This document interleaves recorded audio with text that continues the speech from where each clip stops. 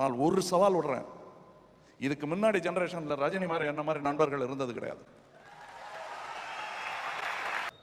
அப்படிதான் இருக்கணும். அதற்கு முன்னோடியாக திகழ்கிறவர். அவர் சாதுரியமான வார்த்தைகளை பேசி உங்களை கைத்தட்ட வச்சிருக்கலாம். ஆனால் அவர் கிட்டத்தட்ட தன்னை தாழ்த்தி கொண்டு பேச வேண்டிய அவசியமே கிடையாது. நீங்க கொடுத்த பட்டங்க தான் இந்த சூப்பர் ஸ்டாருங்கிறது, உலக நாயகங்கிறது எங்களுக்கு தெரியும் நாங்கள் யாருன்னு. நான் யாருங்கிறத தேடி இமயமலைக்கு போவார். நான் எங்கே போகிறதுன்னு கூட தெரியாமல் சுற்றிட்டே இருப்பேன்.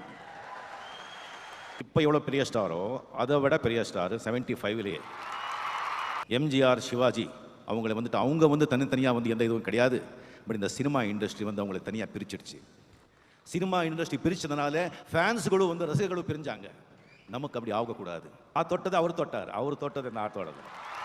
ஒரு நடிகர், ஒரு நண்பர், சகல கலாவில் உண்மையான ஒரு சகல கலா